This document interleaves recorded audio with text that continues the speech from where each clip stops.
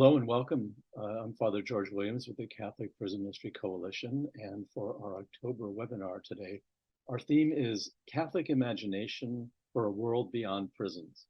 And our speakers today are Dr. Kathryn Getek Soltis and Emily Cortina. Dr. Soltis is Director of the Center for Peace and Justice Education and Associate Teaching Professor in the Department of Theology and Religious Studies at Villanova University. And for over 2 decades, she has worked and volunteered in prisons in Boston and in the Philadelphia area, including teaching at the college level and serving as a lay chaplain for a Catholic prison ministry. Dr. Soltis received her doctorate from Boston College, her STL and MTS from Weston Jesuit School of Theology, and her AB from Princeton University.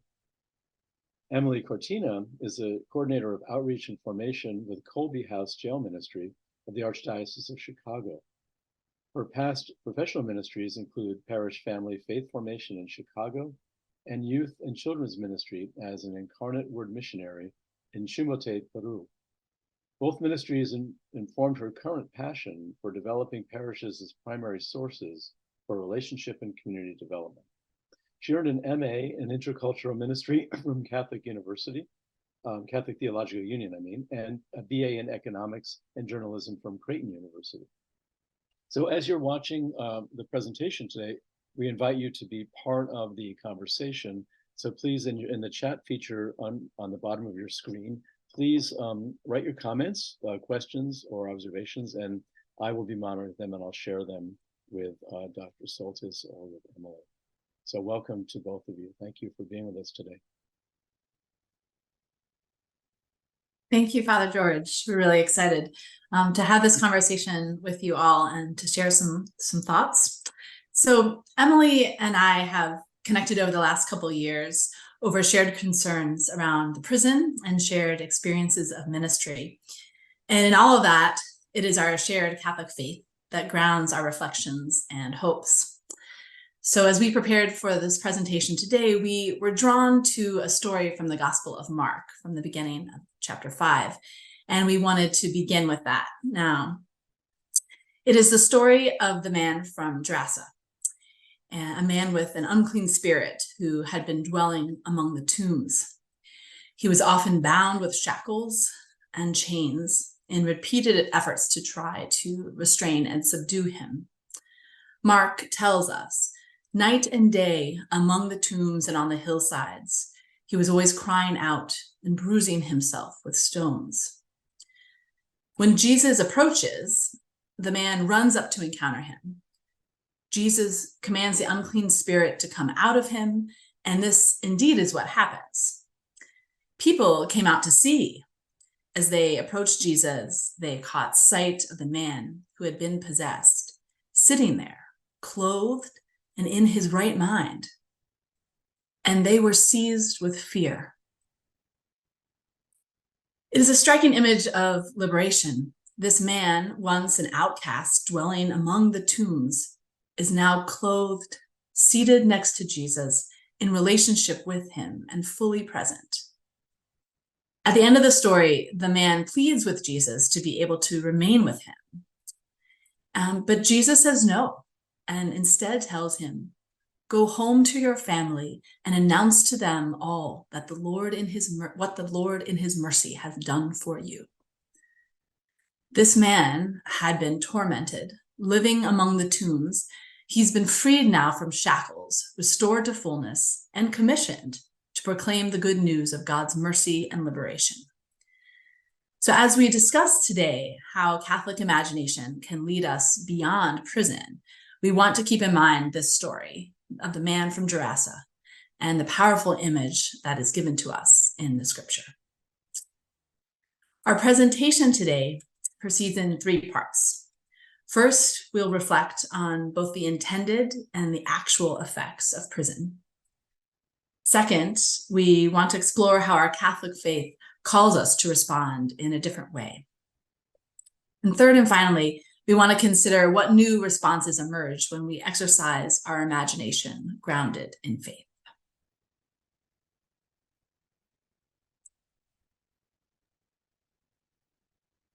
I'll turn it now to Emily.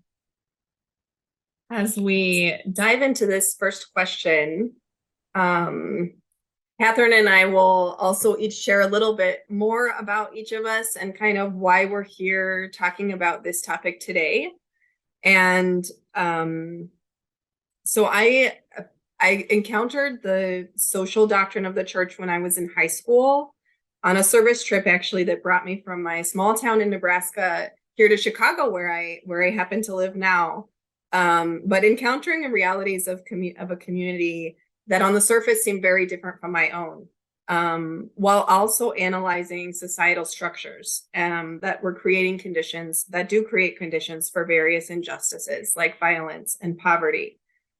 And I continued developing this part of my faith through the lens of social analysis while I was at Creighton University, where I learned 3 very powerful words: see, judge, act, that some of you might know from your own experience with Catholic social teaching. Creighton University uses this image of the spiral, is this process of continual action and reflection and going deeper and letting our faith really inform the way that we act in the world, and surrounded by community, which we see in all of these people. And so as I kind of integrated this into my life, this process of going deeper and asking questions and analyzing structures,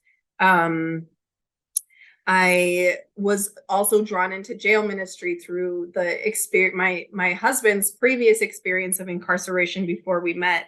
And I began building relationships with folks who were in jail, and connecting with them through shared experiences, in particular parenting. When I was pregnant with my first child was the same time that I started becoming involved in detention ministry. And that was, being pregnant was a way to connect with folks on the inside, and parenting continues to be a way that I connect with this. And that's why I'm putting those fun pictures of my kids there to lift them up. But then I started seeing these folks that I was in relationship with getting sentenced to 20, 30, 40 years in prison, and started asking, again, these questions about who's making decisions, about the way that justice is administered, the way we imagine justice, what's the meaning of prison in our society, and listening to communities most impacted by incarceration is really what has led me down this path of imagining a world beyond prisons, into this belief that prisons have no place in our society, in a just, equitable society in line with the kingdom of God. So our first question is then looking more at prisons. What is the role of prisons in our society? And we invite you to think about it. You are ministers in jail and prison. This is part of what you do. This is part of your vocation. So, from your own experience, please use the chat. What would you say are the intended effects of prison? What are the intended effects of prison? Take a moment to type in a couple words. What are the intended effects of prison?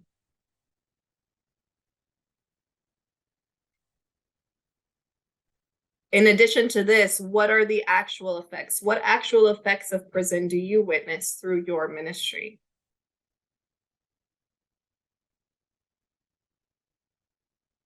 You are all in intimate contact with prison, and you see these day in and day out through your ministry. So some of the points we'll cover here are certainly nothing new, but it's important to review those. So we've chosen we've chosen 3 specific intended effects of prison to focus on for a few minutes today. And we could choose other things as well, but just for the sake of our conversation, this is what we'll be talking about. Justice, specifically justice through punishment. The idea that we can achieve justice through punishment, rehabilitation of the person who's caused harm, and safety for communities. So we'll take each of these one by one, starting with justice. In our society, we have this idea, right, that prison somehow balances the scales of justice, that by punishing someone, that person is settling this debt that they owe society, right? They're paying their dues for the wrong that was committed. And certainly if justice is punishment, then we're doing it, right? We're achieving justice. But as you all know, we believe that justice requires something other than suffering. right? Justice requires something that looks more like accountability and healing, right? That prison doesn't achieve. And we'd like to dig into this a little bit more, the idea of accountability, because it's very important that you've heard accountability talked about in restorative justice conversation, and it's important to look at what accountability is and why is this not achieved through the use of prisons, right? We think about 5 parts of accountability: taking responsibility for our actions, realizing the harm that we've caused, feeling sorry, right? That repentance moment, feeling sorry, making amends, and then changing our harmful behaviors. These are all elements of accountability that are not facilitated through the use of prisons. Accountability, as you see here, these 5 things require freedom of agency. They require us to choose to do them. And prison intentionally deprives us of our agency. Prison is about control and force, and nothing about accountability can be forced. We have rhetoric in our society around tough on crime, right, that focuses on increasing punishment. But really, prison allows folks to escape from truly facing harm that they might have caused. In the lead up to prison, right, most cases, and in a guilty plea, which usually is something different than perhaps what was actually committed or some version along the lines, but not for the motivation of truth telling, but for the motivation of getting the best sentence, the best outcome possible. We see prosecution that has no incentive to connect people who are harmed with those who have caused harm. So this opportunity to hear from the person who's harmed, to realize that harm and express sorrow, that opportunity has no place in the current system of prosecution. And then the conditions that we see in prisons aren't conducive to any kind of healing, right? All the energy that folks have when they're in prison is towards survival and maybe getting their sentence reduced, right? Getting out. And there's very little energy left over, if any, to invest in accountability and reflection and repairing harm.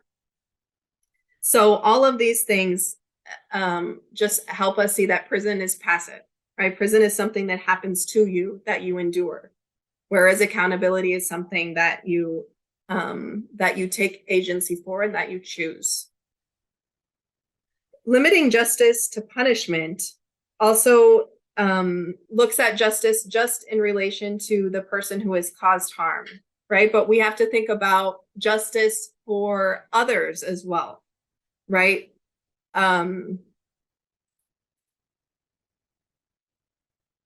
Sorry. The person harmed, for one, right? The person harmed should be top of mind, and families of those who are in prison. Perhaps there are parents, right, whose actions, maybe they lose their right to have access to parenting.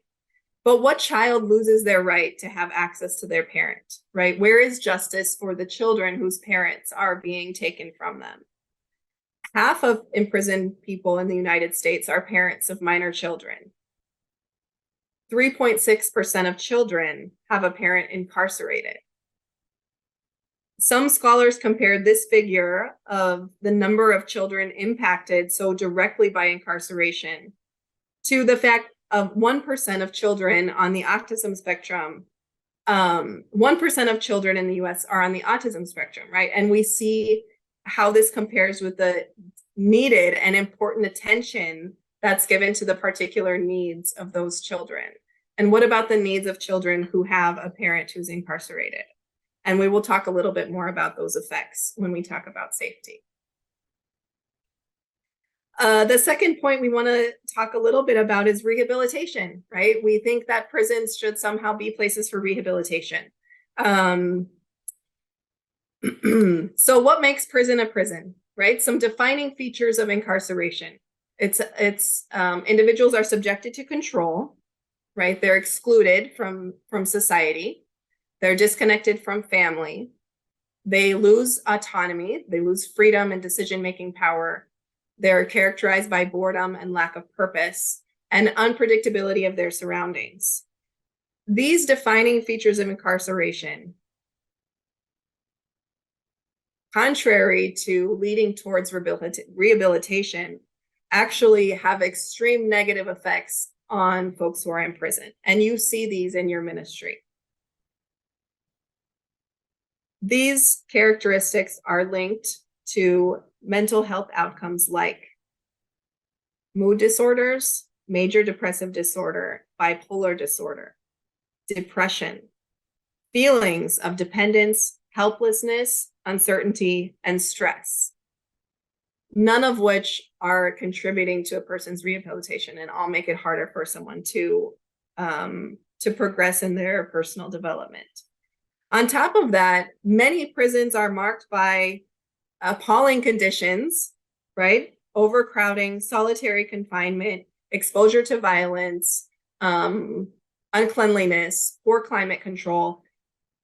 These types of conditions that exacerbate these effects, right? And researchers even theorize that incarceration itself can lead to post-incarceration syndrome, a syndrome similar to PTSD. So even after release, aside from any other trauma that a person might have experienced in their life, just the experience of incarceration is causing traumatic effects beyond the period of incarceration.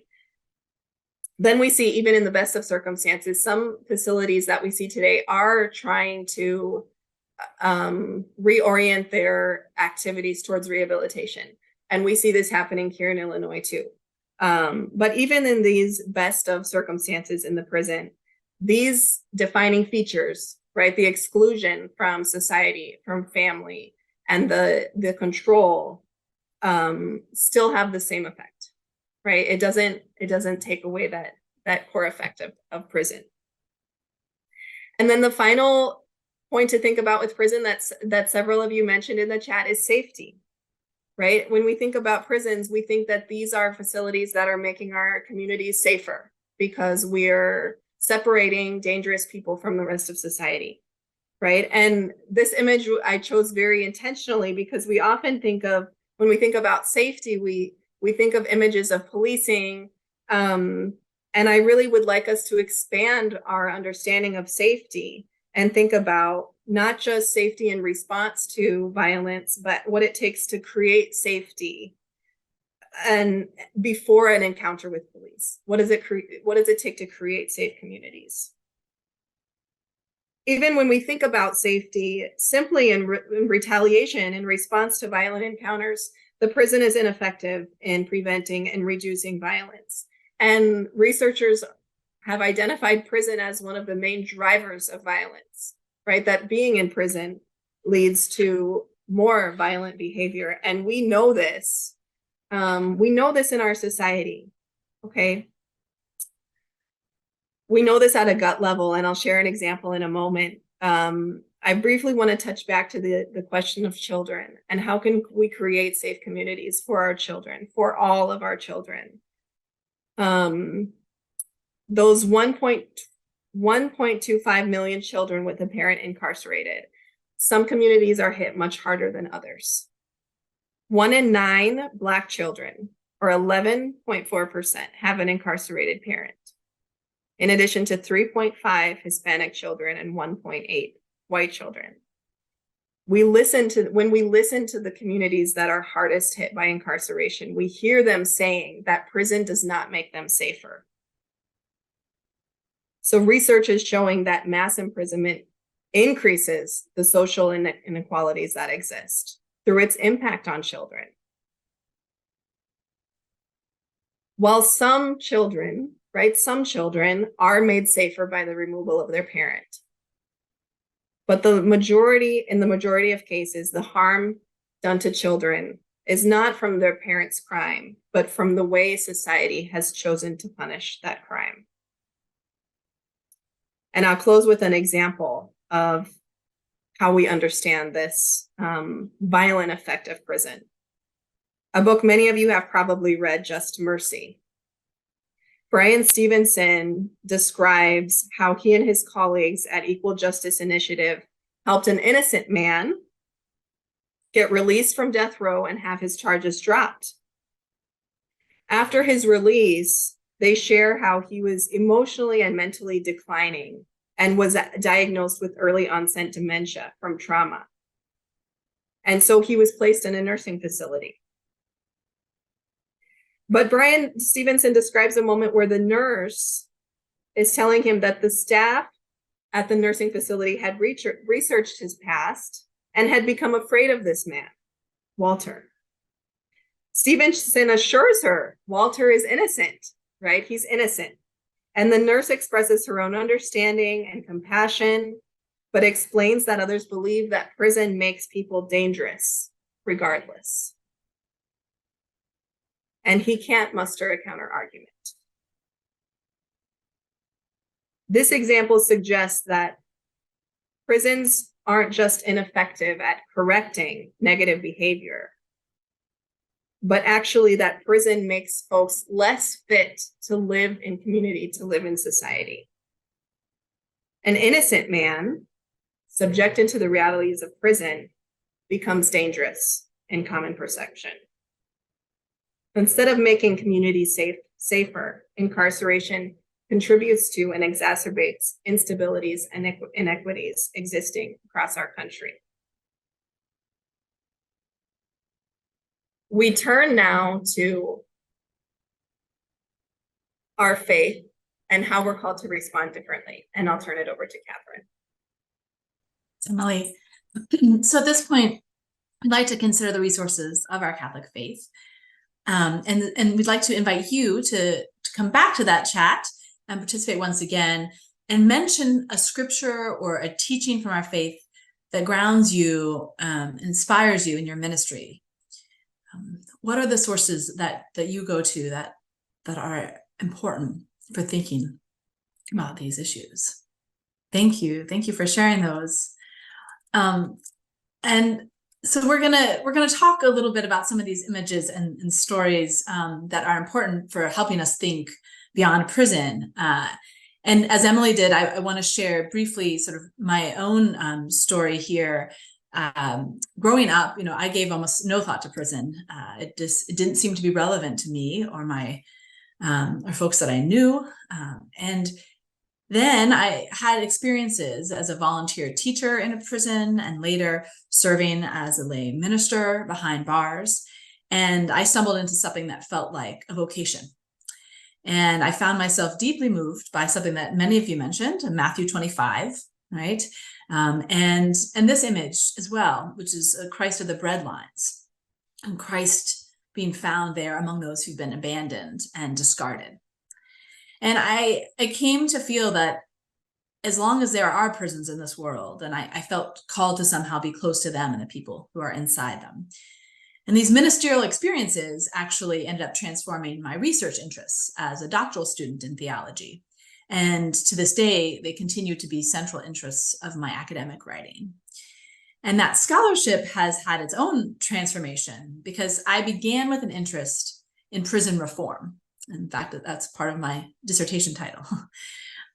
But over time, the more I ministered on the inside and the more I read and taught and wrote on the outside, the more I've really come to question the inevitability of prisons.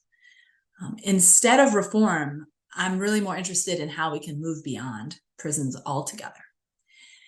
Instead of merely recognizing the presence of Christ among the abandoned and discarded, I've felt Christ's call is to challenge and overcome the systems that make that abandonment even possible.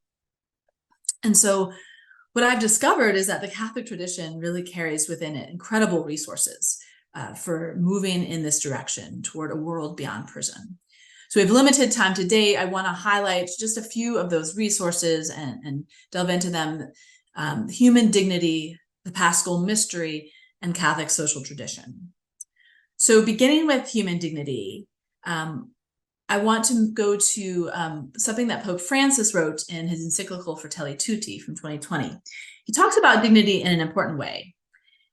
He talks about it in terms of our response to each other's suffering. And he offers this quote: "We cannot be indifferent to suffering. We cannot allow anyone to go through life as an outcast. Instead, we should feel indignant, challenged to emerge from our comfortable isolation and to be changed by our contact with human suffering. That is the meaning of dignity. And so there are two aspects here that I think are important to note. First, it doesn't matter whether we think the suffering is deserved or not. Suffering, regardless, demands our response. And second, it demands that we are prepared to change. If human dignity is real, then what we do and what we believe should be transformed by the fact that other human beings are suffering. So later in that same encyclical, Pope Francis calls us to address the realities of prison specifically, out of respect for the human dignity of persons deprived of their freedom. The human dignity is not just about how we attend to the suffering of others. It's also about whether we maintain hope for one another, whether we really believe that all are meant for salvation. Do we, as people of faith, really act as if God's universal salvific will is true? Do we maintain hope for every single person, even ones who have committed unspeakable harms? The prison, we have to admit, works against this kind of hope that our faith calls us to. The prison traumatizes, it cuts off relationships, it makes it harder to be received back into community. And so as Catholics, we are called to make visible God's will that all are saved and not condemned. We have to make that visible. To make visible that God can forgive anything and has unending mercy. But the prison actually gets in the way and makes it harder to see. Theologian Father James Keenan actually argues about mercy, which I just mentioned, and that Catholicism is distinguished by its emphasis on the virtue of mercy. Keenan really powerfully defines mercy as the willingness to enter into the chaos of another. The willingness to enter into the chaos of another. And I think the reference to chaos here is really helpful because chaos may be what you have created for yourself by your own actions, or chaos may be what you find yourself in through no fault of your own. Either way, you need mercy. You need others to enter into your chaos. Because of our human dignity, we know each and every person is owed this. And so historically, Christians have entered into the chaos of those deprived of their freedom. But it was not limited to just visitation and food. It also included financial means to secure liberation, even sometimes with people of faith offering themselves as ransom to free those in captivity. And there actually are a number of formal charitable Christian institutions that were established for the purpose of releasing prisoners. Because of human dignity, because of our hope and mercy for all, our faith suggests that we can't adequately respond to harm by separating, removing a person. To show mercy and enter into chaos, we have to be able to draw close to one another. Not simply to show concern for suffering, but to actually create the possibility of liberation. Not just spiritual liberation, but real living and breathing liberation from prison. Honestly, I'm not sure that was clear to me initially when I began my own ministry in prison. But as I prayed and celebrated the Paschal Mystery with men and women on the inside, it became more clear. And it's simply this, that our faith story does not culminate in Good Friday. Good Friday serves a purpose, but it's not enough. And it is not where we find our hope. Good Friday is when we see the deadly consequences of sin, right? We're made to confront guilt and complicity. We really see that there's grave harm, that there's alienation, that sin scatters and devastates communities. But simply recognizing that doesn't save us. Suffering as a consequence of our sin does not make us whole again. Our suffering doesn't reconcile us, restore our relationships. For that, we need Easter Sunday. Sunday is when we see that life is more powerful than death, that we recognize that God's reconciling work is life-giving work, right? That gathers us and makes our communities whole again. Suffering does not bring justice, as Emily said earlier. God's justice only arrives when sin and death are overcome. And then we find that Sunday morning right? In the encounter with the risen Christ. And that we find there are too our commissioning, just like that of Mary Magdalene, right? On Easter Sunday, we come to know that what Jesus has done for the man from Gerasa, right, is also ours to do in this world. We are being called to empty all the tombs, to liberate all men and women from those places where they are held captive to hopelessness, disconnection, and death. Our faith is not calling us to keep repeating Good Friday, but to live Easter Sunday. As Pope John Paul II reminded us, we are an Easter people. And our church has an entire tradition of social teaching to help us translate that Easter for the challenges and realities of our world and our time. And there are many insights of Catholic social thought. So today I just want to very briefly highlight the teachings around participation and marginalization, teachings that draw us to think beyond prison. Our tradition is clear about the social nature of the human person. We can't thrive apart from one another, and that's how we were created. We cannot be fully ourselves without being with and acting for one another. And so given this, our CST says that marginalization and exclusion are grave threats to human dignity because our flourishing relies on one another and our ability to be participants, to use our agency in the community. Prison flies in the face of all of that. Not only does prison radically separate us from society, but it provides a basis for ongoing stigmatization and discrimination, right? It makes us see people as threats and enemies, liabilities. So in the language of Catholic social thought, prison and its post-release consequences are vehicles of marginalization, right? And it seems to be that our culture and our legal system are suggesting that marginalization in this case is beneficial and permissible. But Catholic social thought could not disagree more with that, because our faith tells us that exclusion of an individual cannot actually protect the community ultimately, because exclusion impoverishes and injures the community.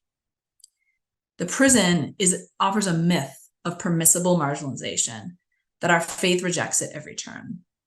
Our faith calls us to see that hope and mercy are for all, that our faith calls us to empty the tombs and to liberate. All right. Let's take a breath with that, right? Let's let those words really seep in and fill us with hope as we step into this third exercise. And at this moment, we really want to give you all space to rest your mind from any feelings, insecurities, and really let your imagination open up, right? Let your mind for a moment embrace this idea of a world beyond prisons. And notice what you're feeling, but let your imagination come alive. As we do that, we're considering this question: what new responses emerge when we put this into practice, right? When we let our imagination run with this.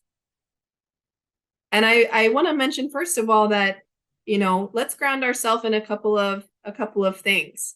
Things haven't always been this way, right? Prison hasn't always been the way that societies respond, that communities respond to harm. And it's not the way that everyone does things. Not all communities or countries respond to harm in the way that we do here in the United States. On top of that, there are already movements here in the United States, organizations and movements in the communities that are doing this work, that are experimenting with new ways to practice justice.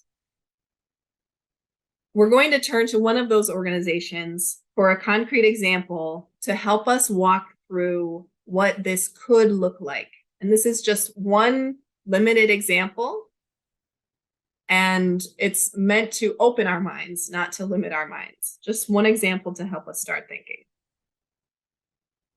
And we want to, again, let our minds enter kind of a meditative state, right? Let your imagination be open. we introduce you to Alberto and Pablo. Alberto is a young man facing a felony charge of assault with a weapon. And Pablo is the young man who was assaulted by Alberto. When Pablo reported the assault to police, Alberto was arrested and a restraining order was imposed on him while he awaited court at home. However, his friends, who had also been harassing Pablo for the past 5 years, retaliated and attacked Pablo's younger brother outside their home. At this point in the story, Alberto is facing prison time. He's only a teenager, but what unfolds over the next few years will likely shape the rest of his life. Pablo, meanwhile, is suffering the effects of these traumatic, violent encounters. He's dropped out of high school, stopped showing up for work consistently, distanced himself from friends, and stays home with his family as much as possible out of fear for their safety. There is great hurt that has already been caused, and there is no sign of healing on the horizon. Given the little that we know about each of them, Alberto and Pablo, let's use our imagination to fill in the blanks, imagine details of their lives.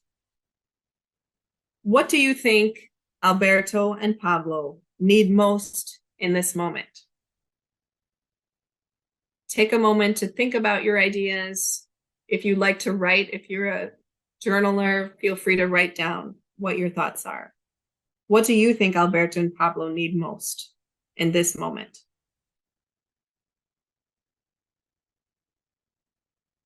If each of them were to encounter Jesus in this moment, what would Jesus offer?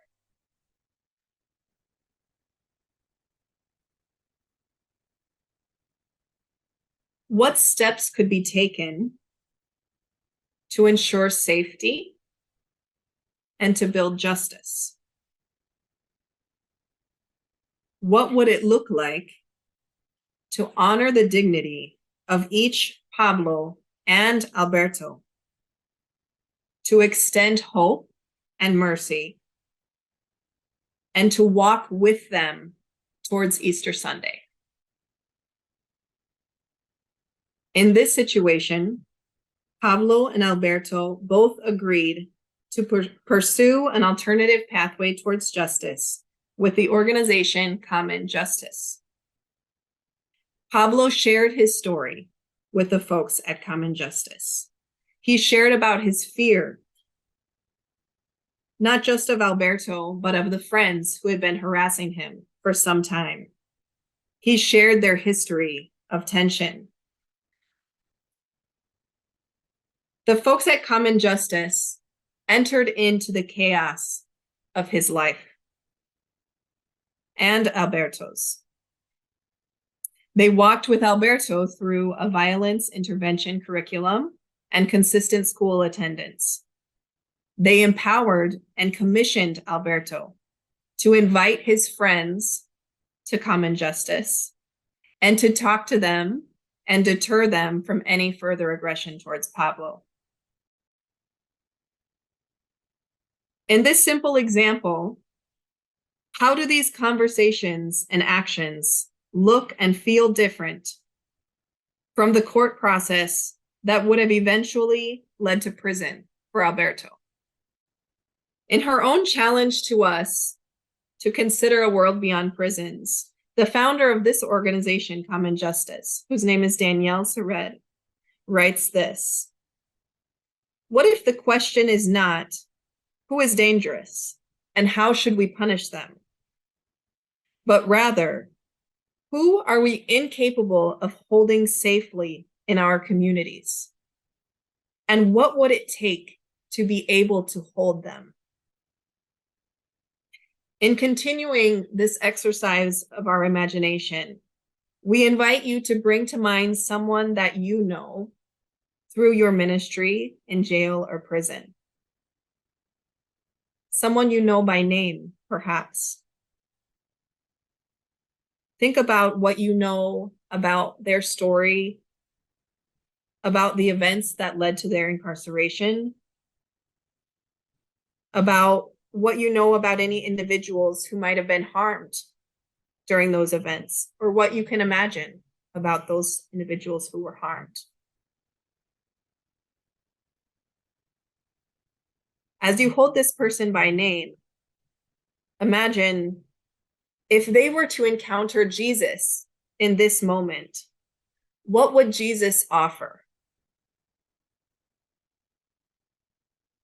What would it really look like for us as a society to honor their dignity, to extend hope and mercy, and to walk with them towards Easter Sunday?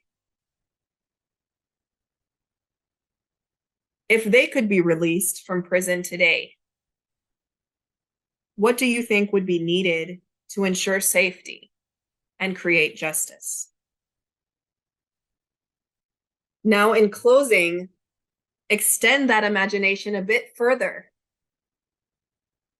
Imagine that everyone behind the walls of jail or prison were able to be released and pursue alternative actions specific to their own situation. What feelings does that evoke in you? It may be that this evokes feelings of insecurity and fear, much like the people of Gerasa when they saw Jesus sitting side by side with a man who they thought was too dangerous to live with them in community. But where we see something impossible, we also know that Jesus opens the way. And Jesus' way is not a way of chains and isolation. Jesus' way is a way of liberation and healing in community. We invite you to pause with that. We have a few minutes for questions. Father George. Yes, thank you both. And there were a couple questions people had. And I don't know if you happen to know off the top of your head, but somebody asked, how does one who at age 15 did something that is then a sentence as an adult? So talking about juvenile sentences as adults. Any care to comment on that issue? One thing I would just say, there's been some really helpful movement on wanting to push back on adult level sentences for folks who are younger, and a lot of the rhetoric that has been effective in that in those efforts has been this idea that minors have this possibility of reform and redemption, and they have a life ahead of them, right? And so it's wonderful to see that there's been progress when you see that because minors have hope, right? And this is not how they're always going to be. But actually, I mean, so it's not just about brain science. Like for us, it's about how we perceive human beings, and our faith actually doesn't just limit that feeling of hope and the possibility of change and redemption to just minors. In a certain way, that's just a microcosm of what we should be saying about everyone, right? That whether they're 15 or 75, that there's more ahead, and that there's this possibility of change. But I think it's really important to listen to the arguments that are being made about minors, because we can out of our faith actually extend the arguments and make them for everyone. And I think we also need to challenge the language that's often used for people who want to have more harsh approaches to in the criminal justice system.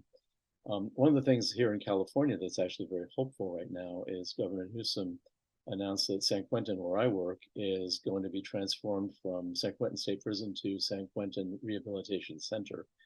And the idea is to model it after prisons in Europe that are way ahead of us in terms of some of their contemporary ideas of penology.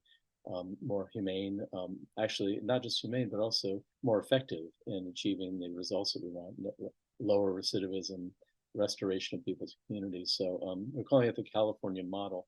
And the hope is that this can actually become a model for the rest of the country. Ultimately, though, in my experience, 30 years in prison, you can tinker around and try to repair prisons, but I think ultimately we need to question the need for prisons themselves. There'll always be some people who need to be removed from society because they're dangerous to themselves or others, but they represent maybe 5% of the people that I've ever worked with in prison. The vast majority of the people who I've encountered in prison do not pose a problem, a threat to society, especially as once they hit about age 40. But we kind of have everybody lumped together in one common punishment system. And I think for us as Catholic people looking at the criminal justice system in this country, we just need to question what we're seeing, and don't allow ourselves simply to go along with the idea that you commit a crime, you do the time. Because ultimately, too, what does serving time in prison accomplish in terms of justice? Now, if somebody steals a car, for example, and then they spend a year in prison, for the value of that car that was maybe, say, $30,000, the state has paid $100,000 to incarcerate them for a year. So who's being punished? We are, actually. So I think we need to be creative, and we need to be active in terms of our own advocacy around these issues. And this Catholic Prison Ministry Coalition is set up also to help people network in terms of advocacy, and I'll say a little bit about that later when we have our announcements. Somebody asked a good question here, though, and this has to do with, say, people's agency. Many sex offenders and hard drug addicts do not act rationally. How do we deal with them? Any thoughts on that, Kathryn or Emily?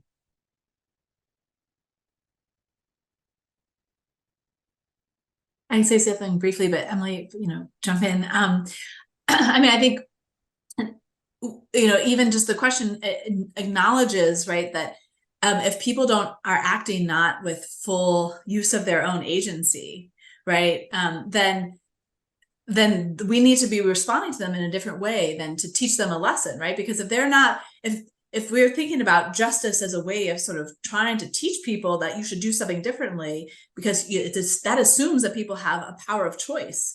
And if folks actually are, their choice and their agency is being stifled by, sickness, right? Then punishment doesn't make a whole lot of sense at all, right? So, I mean, it's just when we talk about, people have a lot of folks talk about really seeing these issues as more like health issues rather than and treating them in that way, and not about punishment. And so I think there's this question that Emily read from Danielle Surratt about, like, how do we hold people safely?